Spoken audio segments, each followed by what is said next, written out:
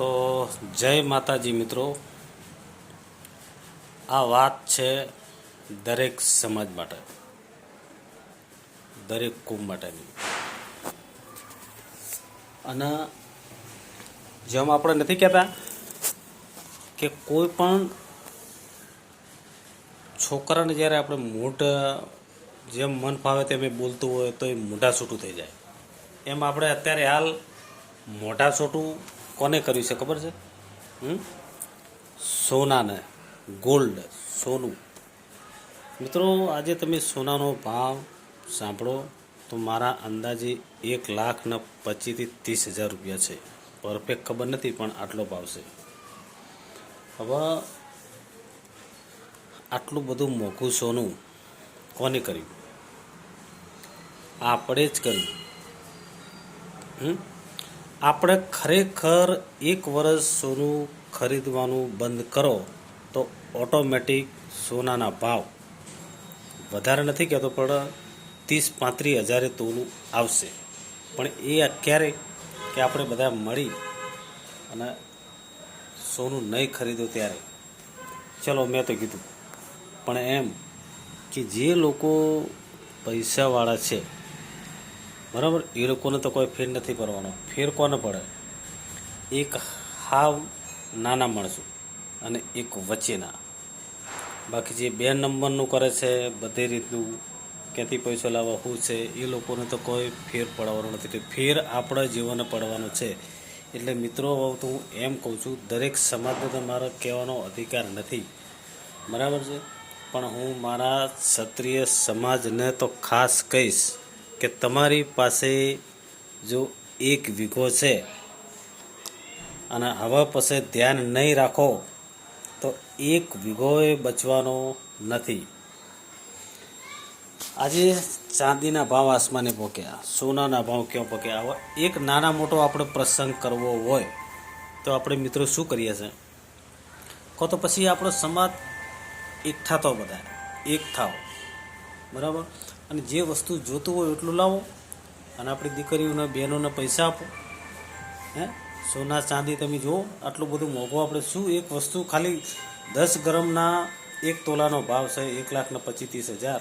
તો માણસ, નાનો માણસ શું કરીએ કે? એટલે મારે આ બધું કેમ કહેવું પડે છે કે મિત્રો, આપણે હવે જાગૃત થવું પડશે અને આપણા સમાજમાં થોડા ઘણા સુધારા વધારા લાવવા પડશે મિત્રો, બરાબર છે. જો આમ નામ ચાલતું રહેશે તો ખરેખર આપણે ઢેચણે થશું, મતલબ ભિખારી થશું, બરાબર છે. એટલે કહેવાનો મતલબ, આપણા સમાજની અંદર થોડું પરિવર્તન લાવવું જરૂરી છે. અને ખોટા ખર્ચાઓ થાય એ ખોટા ખર્ચા અટકાવવાની જરૂર છે, બરાબર. જે જોતું હોય એ વસ્તુ તો જોઈશે જ, કરવાનું છે તો કરવાનું જ છે, પણ થોડો કંટ્રોલ ને થોડો કાબુ અને થોડી દેખી ઉપર નહીં જવાનું. જો એક ચોખ્ખા શબ્દોમાં કહેવત છે કે જેટલી ચાદર હોય એટલા પગ લોબા કરો. હવે ચાદર હોય તમારા એકદમ નાની ને પગ તમે આમ લાંબા કરો તો પગ જાય બહાર. એટલે આ વસ્તુ, આ મિનિંગ તો બધા સમજો છો. અત્યારે કોઈ પેલું નથી, બધા સમજણા છે, પણ મારે ખાલી તમને લોકોને યાદ કરાવવું છે કે સોનાના ભાવમાં ઘટાડો લાવવો હોય તો એકલાથી કશું જ નહીં થાય. બધાને ખરીદવાનું બંધ કરો, સોનું ચાંદી પહેરવાનું જ બંધ કરો, એટલે ઓટોમેટિક લગભગ મારા ખ્યાલથી તો ફેર પડશે જ. બંધ કરો તો પછી શું કરશે? કોઈ પહેરશે જ નહીં તો, બરાબર છે. જો તમને મારી વાતમાં જરા પણ આટલી સચ્ચાઈ હોય, સાચું લાગ્યું હોય, તો તમે તમારા સગા વાલા સંબંધીઓ, દોસ્તારો જે પણ હોય એને આ વિડીયો એના સુધી પહોંચાડો, આ મેસેજ એના સુધી પહોંચાડો તો એને ખબર પડશે, બરાબર. આમાં ફાયદો આપણા ક્ષત્રિય સમાજને જ છે. હું એમ નથી કરતો, હું એમ નથી કહેતો કે બીજા સમાજ સોનું ચાંદી નહીં પહેરતા હોય. સોનું પહેરે, બધું જ પહેરે, આપણાથી વધારે પહેરતા હશે, પણ એ લોકોને આપણે કહેવાનો હક નથી. એ એમને સમજવાની જરૂર છે, બરાબર છે. કારણ કે આપણે તો ખોટું કોઈને કહેવાય નહીં. મારા સમાજને તો હું સાથી ઠોકીને કહી દઈશ, મારા ક્ષત્રિય સમાજને, મારા ઠાકોર સમાજ દરબારોને બધાને હું સાથી ઠોકીને કહી દઈશ કે તમે બધાએ ખર્ચાઓ ઓછા કરો, સોનું ચાંદી બંધ કરો, બરાબર છે.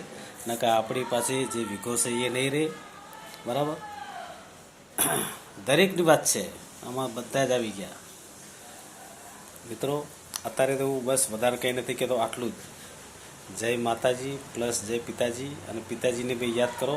અને તમને જો સારો લાગ્યો તો વિડીયો આગળ ચોક્કસ બધાને મોકલો. તે થોડોક ફેર પડશે, થોડોક તો ફેર પડશે. જય ભવાની.